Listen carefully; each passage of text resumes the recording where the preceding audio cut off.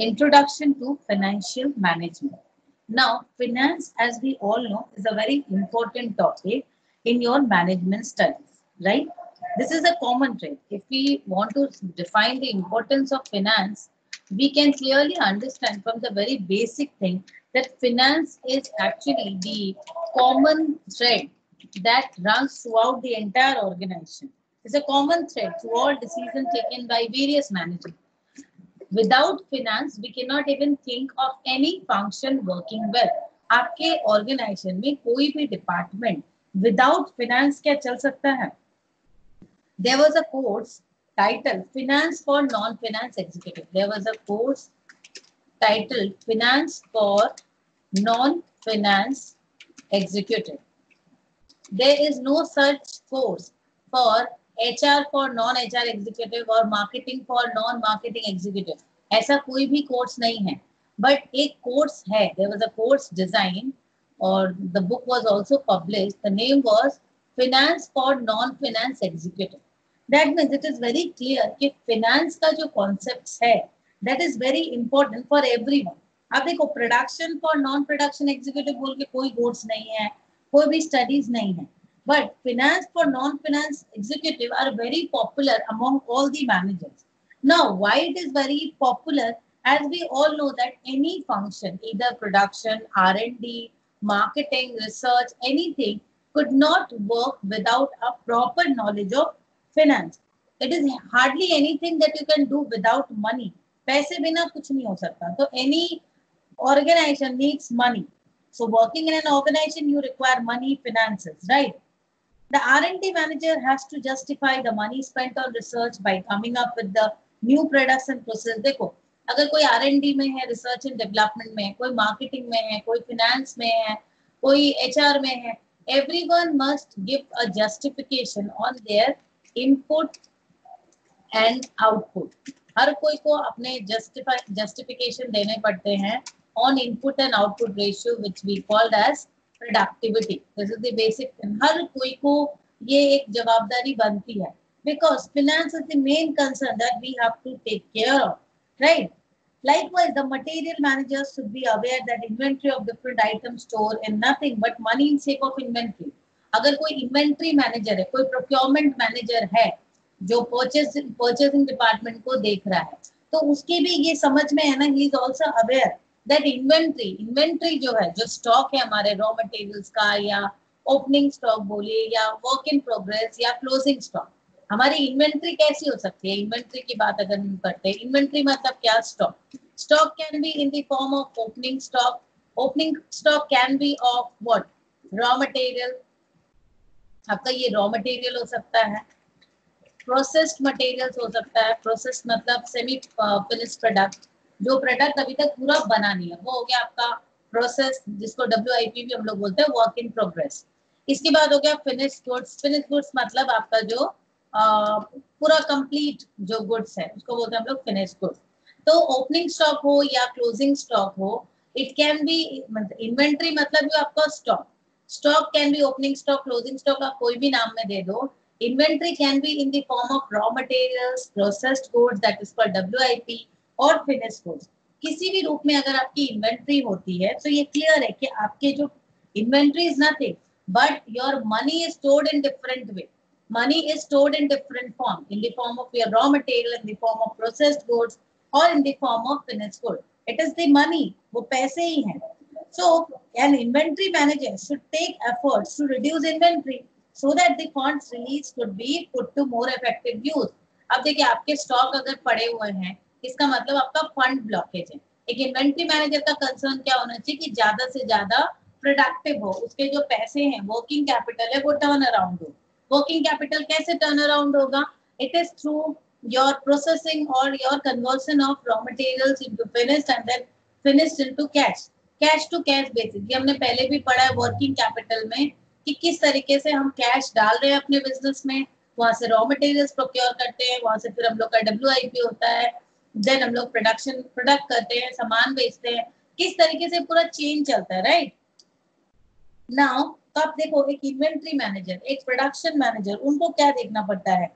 he has to make a tough decision between liquidity and profitability. उनके काम होते हैं liquidity और profitability को maintain करना. He has to make a trade off. ये एक बहुत इंपॉर्टेंट कॉन्सेप्ट है, लिक्विडिटी एंड प्रॉफिटेबिलिटी का ट्रेड ऑफ. लिक्विडिटी मतलब अपने हाथ में कैश रखना, दैट इज लिक्विडिटी. और एक हो गई profitability.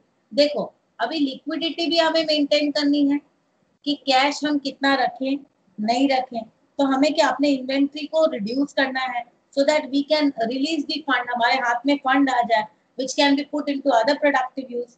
At the same time, we should also ensure that inventory of material does not reach to such a low level, क्योंकि उससे प्रोडक्शन में आपकी रुकावट आ सकती है. आपको प्रॉफिटेबिलिटी और लिक्विडिटी दोनों को मैच करके देखना है, ट्रेड ऑफ करके चलना है, बैलेंस करके चलना है. ये नहीं कि आपने इन्वेंट्री घटा दी तो आपके प्रोडक्शन में का इंटरप्शन आ जाए. आपने बताया कि भाई हमारे पास कैश तो है ना, हमारे पास liquid, we have liquid, enough liquid cash in hand. अब enough liquid cash in hand रखने के चक्कर में आपने अपने रॉ मटेरियल्स को कम कर दिया, स्टोर में जो स्टॉक है उसकी मात्रा कम कर दी. स्टॉक अगर कम हो गया तो आपको जब सेल कर, जैसे कस्टमर आया और मेरे पास है नहीं, तो मैं नहीं दे सकती अपने कस्टमर को, मुझे कस्टमर को ना करना पड़ेगा.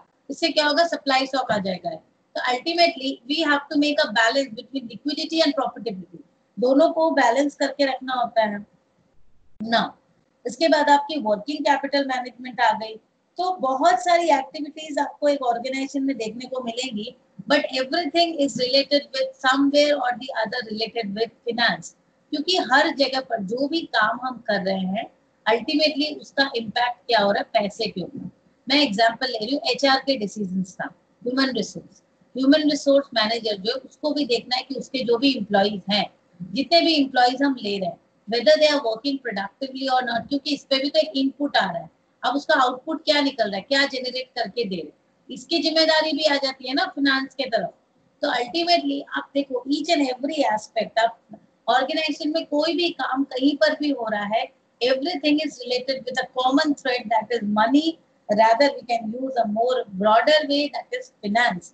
तो अगर एक ब्रॉडर वे में आप उसको नाम दो तो उसको बोलते हैं हम लोग फाइनेंस. नाउ अगर हम लोग एक कंपनी के, let us examine the purpose और objective that a finance manager should do. मतलब एक फाइनेंस मैनेजर एक ऑर्गेनाइजेशन में है. देखिए अकाउंटिंग के बारे में आप लोग सब कोई समझ चुके हैं, what accounting is all about. Accounting के बारे में बहुत सारी जानकारी आप लोग को हो चुकी है. Accounting, the basic thing that we are doing, account, what you are accounted for, journal, ledger, trial balance, BRS, बहुत सारी चीजें. ये सारी चीजें आ गई आपके लोअर लेवल पे, that you are accounting for something, आप अकाउंटेबल हो, हिसाब निकाल रहे हो. But finance is at the upper level, ये एक ब्रॉडर एरिया कवर कर रहा है, it has got a wider scope then accounting is. Finance का एक छोटा सा पार्ट है अकाउंटिंग, बिकॉज फाइनेंस में एक पूरा ब्रॉडर एरिया कवर कर रहा है. आप देखो एंटायर डिपार्टमेंट, अगर मैं पूरे डिपार्टमेंट को ले रही हूँ, इसको हम बोल रहे हैं finance. Finance department is the finance head. आप देखो ये फाइनेंस हेड है. इसके अंदर आपका आ गया costing department, management accounting department आ गया, टैक्स डिपार्टमेंट आ गया, अकाउंट्स डिपार्टमेंट आ गया. So from this organizational structure only you can easily understand that accounts is a part of finance, but entire finance is not account. अब costing में क्या करते हैं हम लोग, कॉस्ट निकालते हैं, हर एक प्रोडक्ट की कॉस्टिंग क्या है, कौन सा कॉस्ट सेंटर क्या खर्चा दे रहा है, उससे क्या प्रॉफिटेबिलिटी हम जनरेट कर रहे हैं, उसके कॉस्टिंग को किस तरीके से घटा सकते हैं in order to minimise the costing and maximise the revenue. तो ये हमारे फाइनेंस में, जैसे मैनेजमेंट अकाउंटिंग, मैनेजमेंट को कोई डिसीजन लेना है तो उस रिलेटेड जो अकाउंटिंग है उसको मैनेजमेंट अकाउंटिंग बोलते हैं. टैक्स, टैक्स का एक अलग अकाउंटिंग डिपार्टमेंट हो गया, टैक्स डिपार्टमेंट, जहाँ पे सिर्फ टैक्स की कैलकुलेशन हो रही है, किस तरीके से हम लोग प्लानिंग करें कि अपने टैक्स को कंट्रोल किया जा सके, कॉर्पोरेट टैक्स को कमाए. तो ये हो गया आपका टैक्स डिपार्टमेंट. तो फाइनेंस इज देयर, फाइनेंस यहाँ पर है. Finance covers a very broader aspect, सारी चीजें ऑर्गेनाइजेशन में कहीं पर भी पैसे से लेन देन, छोटी सी छोटी चीजें है वो आ जाती है आपके फाइनेंस में. एचआर को भी रिपोर्टिंग करना है फाइनेंस को, मार्केटिंग को भी रिपोर्ट करना है फाइनेंस को, बिकॉज अल्टीमेटली फाइनेंस वाला जो है उसका हेडेक होता है ऑर्गेनाइजेशन में पैसे कहाँ से आए, उसने पैसे का यूज कहाँ किया, अल्टीमेटली वो फिर क्या जनरेट करके ऑर्गेनाइजेशन को रिटर्न कर रहा है. तो आप देखोगे फाइनेंस का बहुत ज्यादा रिस्पॉन्सिबिलिटी और बहुत हेडेक वाला काम है, राइट, बहुत हेडेक है. So now let us take an example. Suppose a manager is to make available the required fund at an acceptable cost, and that the funds are suitably invested, and that everything goes according to the plan because of the effective control measures employed by him. एक example हम ले रहे हैं कि एक finance manager है. Now, finance manager is responsible for getting the proper sources of fund. उसको proper sourcing करनी है fund की. Sources of fund for different, maybe different purpose है या different आपके multiple project है. So उसको sourcing करनी है. There are different sources of fund available. This can be A, this can be B, this can be C. There are different sources of fund available.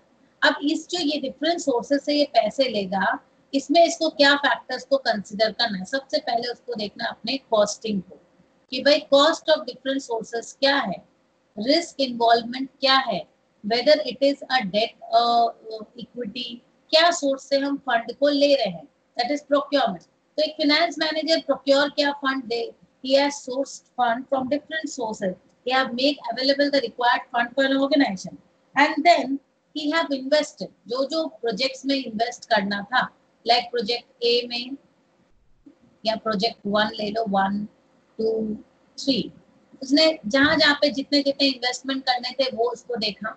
And now with the effective planning and controlling, planning implementation and controlling, मैं इसको PIC बोलती हूँ, planning implementation and controlling, with the effective PIC in place, finance manager देख रहा है कि उसने जो सोर्सिंग किए थे वो फंड को जैसे उसने लगाया प्रॉपर्ली, उसने सही जगह पर लगाया, वो प्रॉपर रिजल्ट दे रहा है.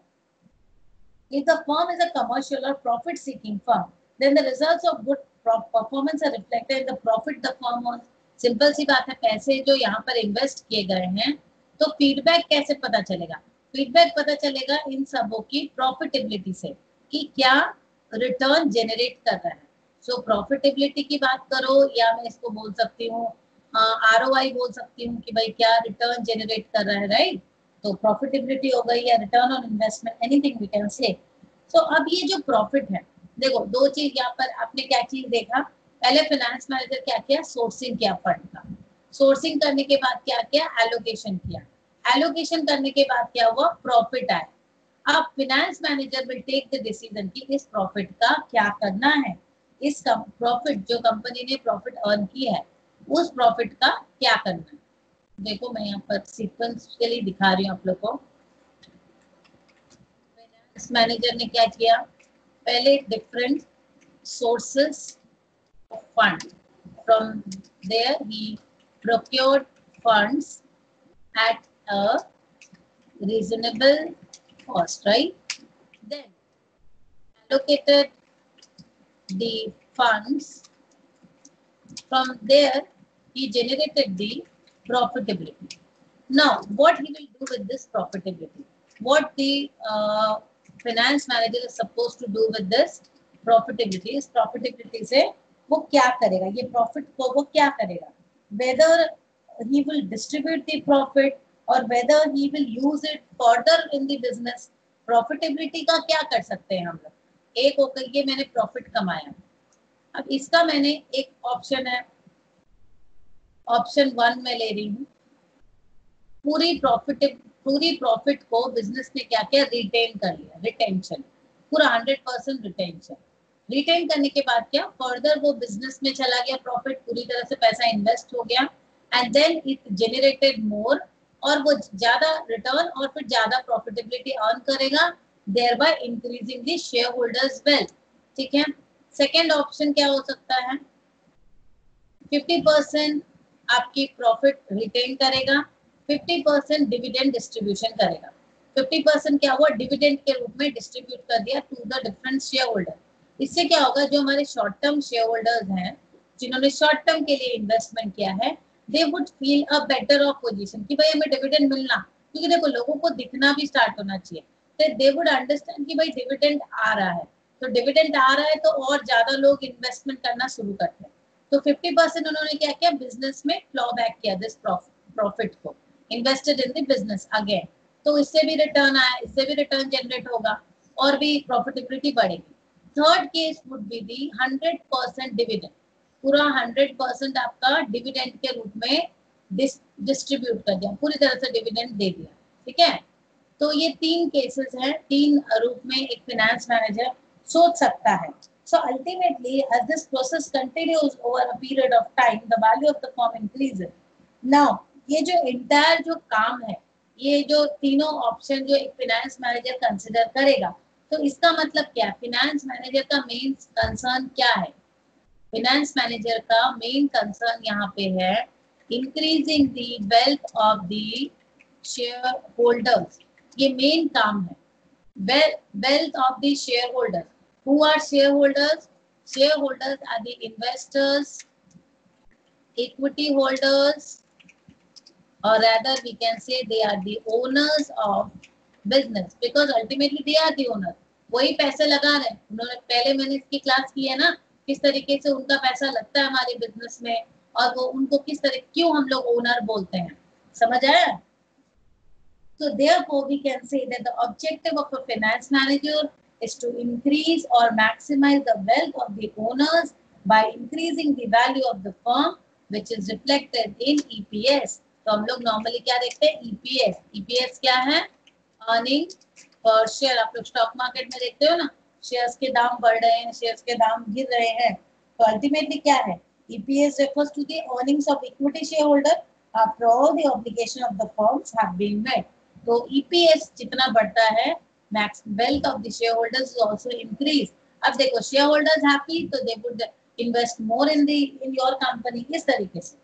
सो ये हमारा फाइनेंस मैनेजर का एक मेन कंसर्न था. In the case of public sector company, still recently the only objective was to increase the wealth to the society and nation at large.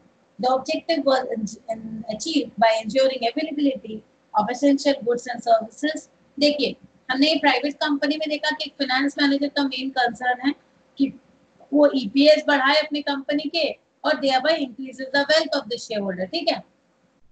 और पीएसयूज या public sector undertaking है, उनका काम होता है सोसाइटी के standard of living को enhance करना.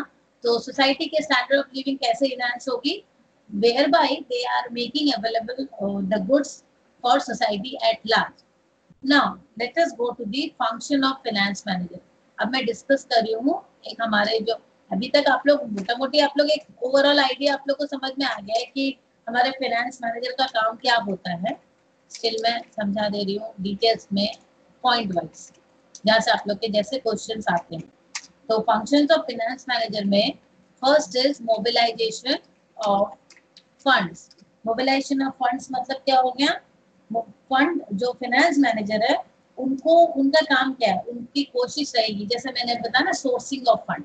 तो वो डिफरेंट सोर्सेस को देखेंगे कि कहाँ कहाँ से वो पैसे को सोर्स कर सकते हैं. That is procurement of fund, right. तो फाइनेंसिंग, इसको फाइनेंसिंग डिसीजन भी हम लोग बोलते हैं कि फाइनेंस कहाँ कहाँ से लेना है. ठीक है. It's not about investing. अभी हम लोग मोबिलाइजिंग को बोल रहे हैं. Mobilising means procurement of fund. तो प्रोक्योरमेंट ऑफ फंड को ही हम लोग फाइनेंसिंग डिसीजन बोलते हैं कि कहाँ कहाँ से हम लोग फाइनेंसेस लेंगे, क्योंकि ultimately there is a cost required. We have to pay a cost of capital. We are not getting the fund at free of cost. So we have to consider the different sources, like we can procure on public deposit, issue of shares is there, debentures, then inviting the public to subscribe to FDs, etc. These are different sources. In deciding how much to procure, we would make many considerations like cost of the funds in the form of interest and dividend and the cost of public issue. देखो, एक हो गई आप जब cost of the fund, ये तो हो गया आपका cost of capital which you have to pay in the form of interest और डिविडेंड. इसके अलावा जैसे आईपीओ या एक पब्लिक डिपॉजिट्स आप मार्केट में लॉन्च करो, फॉर दैट आल्सो एक मर्चेंट बैंकिंग की जरूरत होती है, एक ले ऑफ करते हैं खर्चे को, तो वो सारी चीज को भी देखने की जरूरत है हम लोग को. ठीक है. Therefore the finance manager would try to balance the advantages of having funds available with the cost and the loss of flexibility arising from the respective. Therefore, the finance manager would try to balance the advantages of having funds available with the cost and the loss of flexibility arising from the respective provisions of the loan contract. तो simple सी बात हो गई, एक finance manager कोशिश करेगा जितने advantages, वो ऑप्टिमम यूटिलाइजेशन ऑफ फंड की कोशिश करेगा. ऑप्टिमम यूटिलाइजेशन मतलब लेवरेजिंग में भी वो ऑप्टिमाइजेशन करने की कोशिश करेगा. Then second would be the deployment of fund. Deployment of funds का मतलब आप पैसे को आप कहाँ कहाँ पे लगा रहे हो. सो पैसे आप इन्वेस्ट, ऊपर में था दैट वाज फाइनेंसिंग डिसीजन, अभी आपका है इन्वेस्टमेंट डिसीजन. समझ में आया कि इन्वेस्टमेंट डिसीजन कहाँ कहाँ पे आप फंड को एलोकेशन करोगे, because every opportunity will not give you the same return. तो रिटर्न ऑन इन्वेस्टमेंट देखना है, फिर कहाँ पे लगाना, कितना रिस्क है, इस तरीके से हम लोग को देखने की जरूरत है. तो समझ में आया what is financing decision and what is investment decision. Would be the control over the use of funds. Now, आप जो ये फंड को लगाया गया है, इसको ultimately a finance manager has to constantly, continuously monitor their use in order to ensure that procurement and deployment of fund proceeds according to plan. देखिए आपके जो कंट्रोल मतलब क्या, फाइनेंस मैनेजर को ये देखने की जरूरत है कि जब प्लान हुई है कि यहाँ पे इन्वेस्टमेंट करना है, इतना इतना, ये लॉन्ग टर्म के लिए, ये शॉर्ट मिड टर्म के लिए, ये शॉर्ट टर्म के लिए, और उसका रिटर्न इतना आना है, तो अकॉर्डिंगली इसको मॉनिटर भी करने की जरूरत है कि whether everything is done accordingly और not. The finance manager sends frequent report for this to managing director. इसके लिए मैनेजिंग डायरेक्टर्स को या जो भी एग्जीक्यूटिव्स हैं उनको प्रॉपर आपको रिपोर्टिंग देनी होती है. जैसे डे टू डे आपने कितना फंड यूज किया, जैसे वर्किंग कैपिटल का कॉन्सेप्ट है. वर्किंग कैपिटल में बैंक सैंक्शन करती है कंपनीज को वर्किंग कैपिटल, तो उसका कितना परसेंटेज आप यूज कर रहे हो on a day to day basis, कितना यूटिलाइज्ड हुआ है, कितना बोरो किया है आपने. It would also contain information on how much money is due to the firm from various customer. मतलब आपको ये जो control over the use of fund, इसमें आपको सारी इंफॉर्मेशन रहेगी कि आपका बिजनेस किस तरीके से चल रहा है, आपके जो सैंक्शन लिमिट है उससे कितना ज्यादा आपने लोन लिया है, आपका बिजनेस में कितना ड्यू है कस्टमर्स का, कितना आपको देना है, everything. So control means control report, this is like an MIS only, या उसको मैनेजमेंट अकाउंटिंग भी बोल सकते हैं. This are called control reports and the whole process constitute control. ये जो एंटायर प्रोसेस है इसको पूरे को कंट्रोल बोलते हैं और इसको कंट्रोल रिपोर्ट्स बोलते हैं. तो कंट्रोल रिपोर्ट बहुत इंपॉर्टेंट है एक ऑर्गेनाइजेशन के लिए, क्योंकि वहां पे अल्टीमेटली आपके कितने पैसे आए, कितने पैसे ड्यू हैं, कितने पैसे बैंक लोन के हैं, सारी चीजें on a day to day basis monitor करने की जरूरत है, क्योंकि वहीं से आपको पता चल जाएगा कहाँ पे एक्स्ट्रा सब. एचआर में थोड़ा ज्यादा खर्चा हो रहा है, क्यों हो रहा है, एडमिनिस्ट्रेशन में ज्यादा खर्च हो रहा है, तो कहाँ पे क्या खर्च हो रहा है, उसको आप उस रिपोर्ट से ही कंट्रोल कर सकते हो. हर ऑर्गेनाइजेशन का अपना अपना होगा, बट नॉर्मली इसमें ये 3 एस्पेक्ट को आपको करके डिवाइड करना होता है. एक हो गया लॉन्ग टर्म, एक हो गया मिड टर्म, एक हो गया शॉर्ट टर्म. शॉर्ट टर्म में वर्किंग कैपिटल, हम लोग नॉर्मली लॉन्ग टर्म और मिड टर्म पे ध्यान देते हैं, पर ऑन अ डेली बेसिस जो आपके कैश के खर्चे हैं, कितने ड्यूज है, बिल्स रिसीवेबल, बिल्स पेएबल, ये सारे भी आपके फाइनेंस के आ जाते हैं इसमें. ठीक है. इसके बाद फोर्थ जो ऑप्शन है जिसको हम लोग बोलते हैं risk return trade off. Now what is risk return trade off? Risk return trade off मतलब क्या होता है, नॉर्मली एक फाइनेंस मैनेजर जो है उसको एक राइट बैलेंस रखना है between the risk and return. Risk मतलब क्या, देखो अगर हम if the firm borrows heavily, हम लोग क्या बहुत ज्यादा अगर लोन ले लेते हैं, तो हम लोग क्या, क्योंकि ऑपरेशन हमारा प्रोडक्शन कैपेसिटी बढ़ जाएगी, प्रोडक्शन भी बहुत अच्छा हो लगा, इसलिए हमने बहुत अच्छा अमाउंट लोन ले लिया. ठीक है.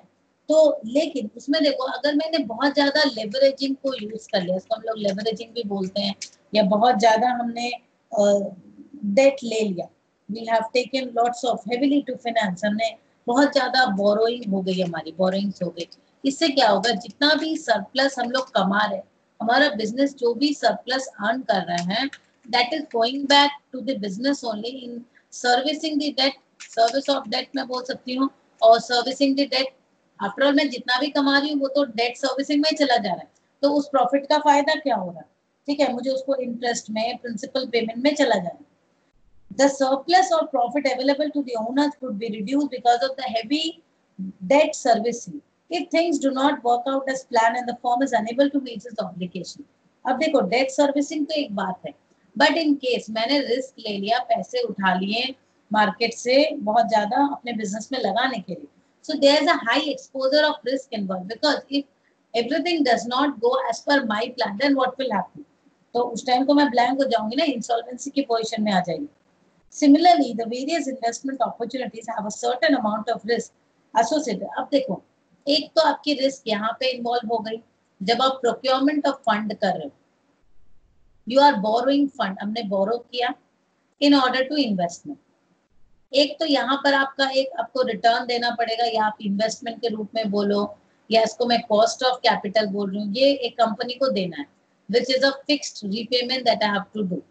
अभी now second thing, if I am investing, investment A option, B option, और भी जहाँ पे मैं इन्वेस्टमेंट करना चाह रही थी. अभी व्हाट इफ मैंने जहाँ पे इन्वेस्टमेंट किया, मैंने सोचा था यहाँ पे मुझे 80% रिटर्न आएगा, और यहाँ पे सोचा था 50%. इफ एन अनसर्टेनिटी हैपन, ये तो चला ही नहीं है बिजनेस, और यहाँ से मुझे रिटर्न 50% ही आ रहा है, तो अल्टीमेटली इस तरीके का रिस्क होने के चांसेस तो हैं, because the various investment opportunities have certain amount of risk associated with it. So finance manager को बहुत ज्यादा एक बैलेंस बनाने की जरूरत है कि first the opportunity is worth more than its cost and whether the additional burden of debt can be safely borne. तो एक फिनेंस मैनेजर को ये देखना है कि एडिशनल अपने, हमारी कोशिश क्या होनी चाहिए, अपने जो रिटेन्ड अर्निंग है उसी से अपने बिजनेस को चलाएं, या अपने जो भी नॉर्मल प्रोसेस को चलाएं. अगर हम एडिशनल डेट ले रहे हैं, so whether my additional investment opportunity would be more, मुझे देखना पड़ेगा कि मेरा रिटर्न का जो चांसेस है, if my return chances is greater than my risk, और मैं इसको कॉस्ट बोल रही हूँ, cost, then only I can go for this option. If I have an equal probability कि हो भी सकता है, नहीं भी हो सकता है, ठीक है, तो फिर जाने का तो कोई फायदा नहीं है. मुझे चेक करना पड़ेगा कि मेरा रिटर्न का प्रोबेबिलिटी कितना है, प्रोबेबिलिस्टिक मुझे एक परसेंटेज देखना पड़ेगा. कल मैंने ये टॉपिक एक पढ़ाया था, रिस्क एंड रिटर्न, उसमें हमने देखा था कि प्रोबेबिलिटी क्या होती है और रिटर्न जनरेशन कितना हो सकता है, ठीक है. So this was all about the functions of finance manager. That is, he is mainly concerned with mobilization of fund, deployment of fund, control over the use of fund, and risk return trade off. आप लोग के समझ में आ गया? आगे बढ़ू?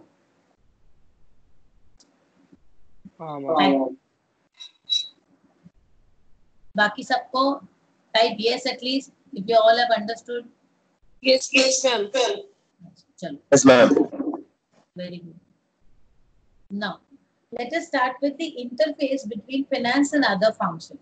Now, we have to understand what is the interface between the finance and other function.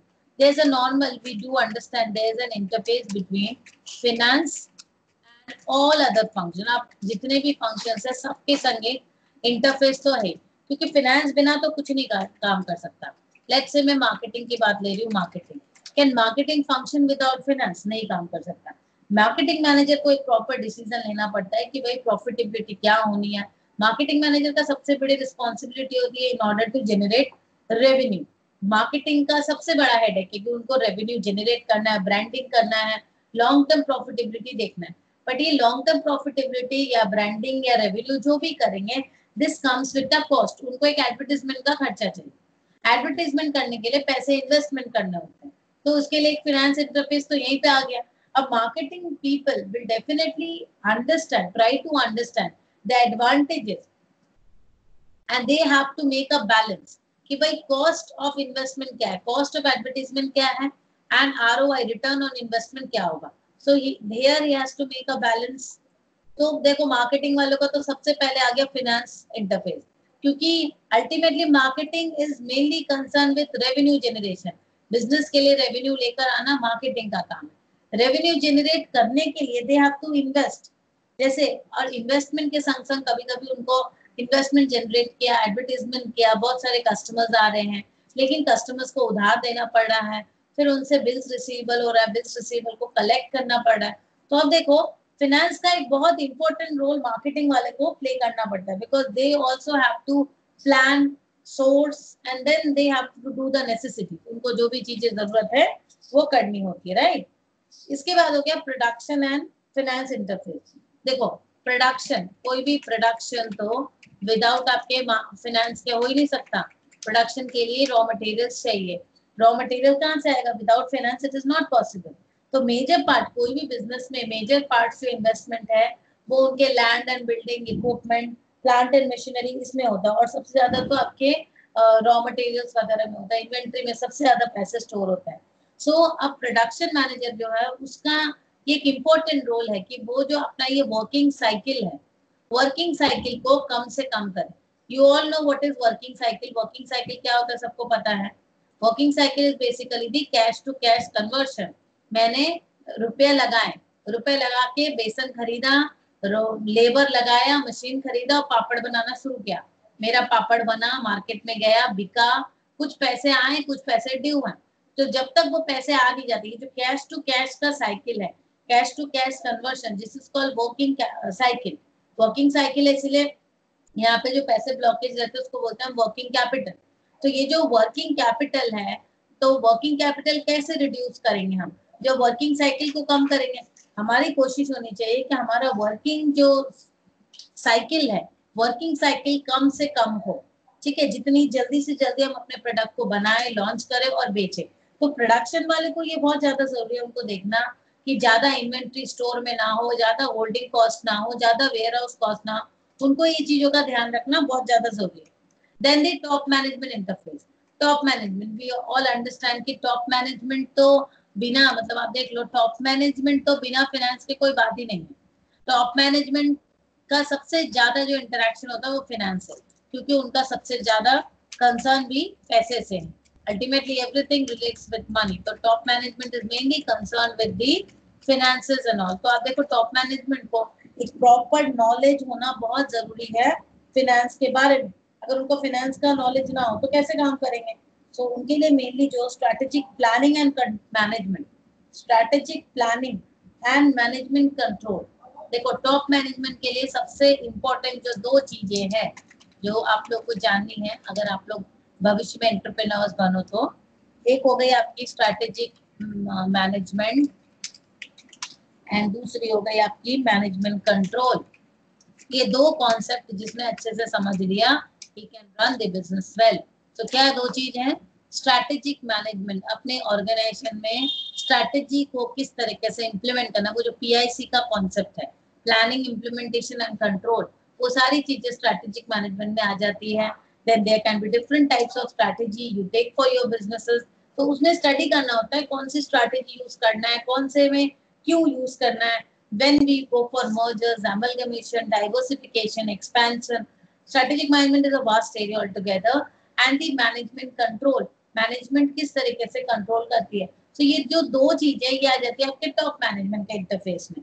इसके बाद other challenges are there in financial management like treasury operations. उनको ट्रेजरी ऑपरेशंस देखने की जरूरत है। ट्रेजरी ऑपरेशंस में आपके पैसे वगैरह की बात होती है, कितना कैश रखना है या कितना स्पेक्युलेटिव गेन्स, जैसे आप शेयर्स वगैरह में इन्वेस्टमेंट करते हो in anticipating of an interest rate movement, होता है ना बिजनेसेस में। तो हम इन्वेस्टमेंट करते ही हैं, जैसे हमारे पास कुछ एक्स्ट्रा पैसे रखें तो वो पैसे हम लोग कैश में नहीं रखेंगे, आइदर स्टॉक मार्केट में इन्वेस्टमेंट कर देते हैं so that we can generate profit from there also.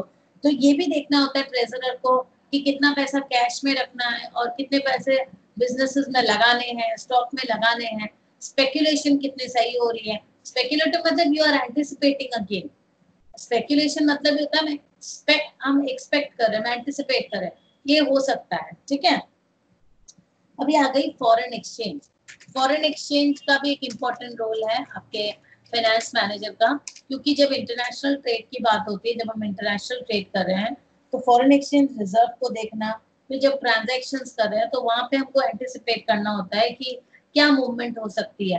जैसा हमारे जो करेंसी है उसका वैल्यू ऊपर की तरफ जाएगा या नीचे की तरफ जाएगा, इस तरीके से हमें स्टडी करने की जरूरत होती है फॉरेन एक्सचेंज के मूवमेंट्स को। फॉरेन एक्सचेंज मूवमेंट के हिसाब से हम लोग स्पॉट या फॉरवर्ड में बुकिंग करते हैं। लेट्स से मैं एग्जांपल दे रही हूँ, जैसे मैं जापान से ट्रेडिंग कर रही हूँ, मैं बिजनेस कर रही हूँ जापान से, तो इस केस में मैं रुपया दूंगी। क्या होता है देखो, हम रुपया देंगे और जापान क्या करेगा, मुझे सामान देगा। नॉर्मली क्या होगा, हम क्या करेंगे, हम रुपया में, मेरे पास रुपया है बट जापान में रुपया नहीं चलता, जापान में येन चलता है। अब येन की वैल्यू क्या है इन टर्म्स ऑफ रुपीज, वो मुझे देखना है कि रुपया की value in terms of yen. Let's say एक येन इज इक्वल्स टू, मैं 70 रुपए लेती हूँ, 1 येन इज इक्वल्स टू 70 रुपीज, ठीक है। अब अगर इंडिया की वैल्यू डेप्रिशिएट करती है, 1 येन इज इक्वल्स टू 80 रुपीज, तो मुझे ज्यादा देना होगा। और 1 येन इज इक्वल्स टू 60 रुपीज अगर कम जाती है, इसका मतलब मुझे फायदा होगा। सो इन दैट केस हम लोग क्या करते हैं, फॉरवर्ड में बुकिंग करते हैं। फॉरवर्ड में, स्पॉट में, ये सारे स्टॉक मार्केट के टर्म्स हैं जो हम लोग आगे अगर होगा तो पढ़ाएंगे जरूर, अगर रहेगा तो आप लोग के सिलेबस में। तो ये हो गया। तो फॉरेन एक्सचेंज में इसी वजह से हम लोग को फ्यूचर के जो भी मूवमेंट्स है, इंटरेस्ट रेट मूवमेंट्स हुआ, फॉरेन एक्सचेंज मूवमेंट्स हुआ, उन सारी चीजों को समझने की जरूरत है, ठीक है। तो ये हो गया फॉरेन एक्सचेंज। फिर हो गई आपकी financial structuring. Financial structuring, financial structuring किसको बोलते हैं, हमारा जो फर्म है, हमारी जो कंपनी है, we should try to have an optimum mix between the debt and equity. ये बहुत जरूरी है कि हमारी जो कंपनी है उसकी एक प्रॉपर स्ट्रक्चरिंग हो। कितना डेट हमको रखना है, मतलब हमारी कंपनी का जो कैपिटल बेस है, हमारी कंपनी का कैपिटल बेस किस तरीके से होगा, इसमें कितना कैपिटल होगा, कितना डेट होगा। लाइक इतना मैंने उधार लिया debt, this is my equity, ठीक है। अब इसमें से इक्विटी में भी इतना मेरा अपना है, इतना मैं बाहर से एक्सटर्नल इक्विटी। तो ये होता है फाइनेंशियल स्ट्रक्चरिंग, कि आप अपने कैपिटल स्ट्रक्चर को किस तरीके से ले रहे हो, मतलब आप अपने कैपिटल स्ट्रक्चर का बेस कैसा तैयार कर रहे हो। देन मेंटेनिंग शेयर प्राइसेस, ये तो मैंने अभी पढ़ाया था कि ये सबसे इंपॉर्टेंट रोल है एक फाइनेंस मैनेजर का, कि वो ईपीएस पे ध्यान दे, अर्निंग पर शेयर पे ध्यान दे, ठीक है। ensuring management control, now ensuring management control, ensuring management control में क्या हो गया कि वो मैनेजमेंट कंट्रोल को ध्यान दे कि भाई इक्विटी इश्यूज किस तरीके से हो रही है, प्रीमियम में हो रही है या डिस्काउंट में हो रही है, तो आपको मैनेजमेंट को कंट्रोल करना है। Management control means control in every sections of the organisation, ठीक है। This was all about the basic. Now we'll start with the section 2, that is environment of corporate finance.